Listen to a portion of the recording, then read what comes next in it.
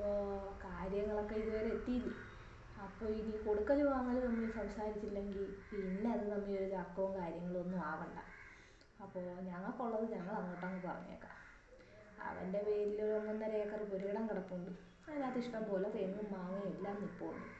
അതിനകത്ത് നിന്ന് അത്യാവശ്യം നല്ലൊരു വരുമാനം വർഷാവർഷം കിട്ടും. പിന്നെ 5-6 മുടി കടവാടകയും കിട്ടും. അവർക്ക് ജീവിച്ചു പോകാനുള്ളതൊക്കെ അത്രയായി. പിന്നെ ജോലിക്ക് പോയി അവന് പൈസ ഉണ്ടാക്കേണ്ട ഒരു കാര്യമൊന്നും ഞങ്ങളുടെ കുടുംബത്തിലില്ല. നമ്മളെ തറവാട്ടിൽ അങ്ങനെ ആരും ജീവിച്ചിട്ടുമില്ല.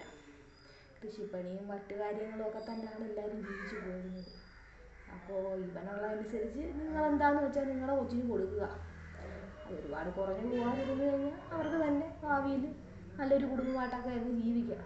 അപ്പോൾ എന്താണെന്ന് വെച്ചാൽ തീരുമാനിച്ചിട്ട് അവക്കറിനോട് പറഞ്ഞാൽ മതി. അയാൾ വന്ന് കാര്യങ്ങൾ പറയും. അപ്പോൾ അങ്ങനെ ആവട്ടെ.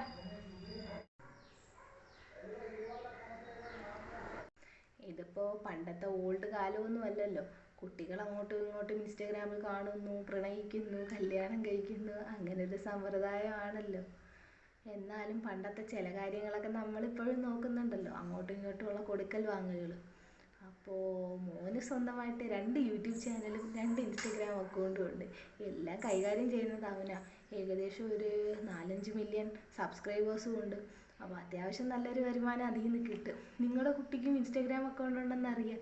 അപ്പോൾ കുട്ടിയും മോനും കൂടെ ഒരുമിച്ച് റീൽസും കാര്യങ്ങളൊക്കെ ചെയ്തു കഴിഞ്ഞാൽ അവരൊരുമിച്ച് നല്ല രീതിയിൽ അങ്ങ് ജീവിച്ചു പോകും. പിന്നെ ഇതെൻ്റെ ഇളയ മോളാണ്. ഇവക്കും സ്വന്തമായിട്ട് 2 യൂട്യൂബ് ചാനലുണ്ട്. അതുകൊണ്ട് അവളുടെ കാര്യം ആലോചിച്ച് അവളൊരു ബാധ്യത അവനാവുമെന്ന് പേടിക്കുകയേ വേണ്ട. പിന്നെ ഞങ്ങൾക്കും സ്വന്തമായിട്ടൊരു യൂട്യൂബ് ചാനലുണ്ട് കേട്ടോ. അപ്പോൾ നമ്മളെല്ലാവരും കൂടെ ഒത്തുപിടിച്ച് കഴിഞ്ഞാൽ നല്ല രീതിയിൽ സബ്സ്ക്രൈബേഴ്സൊക്കെ ആകുമ്പോൾ നമുക്ക് നല്ല രീതിയിൽ അങ്ങ് ജീവിച്ച് പോവാം. നിങ്ങളെല്ലാം തീരുമാനിച്ചതിന് ശേഷം ഒരു സൂം മീറ്റിംഗ് ഇട്ടാൽ മതി. നമുക്കെല്ലാവർക്കും കൂടെ ഒന്നും കൂടെ കണ്ട് കല്യാണം എന്താണെന്ന് വെച്ചാൽ അങ്ങ് തീരുമാനിക്കാം.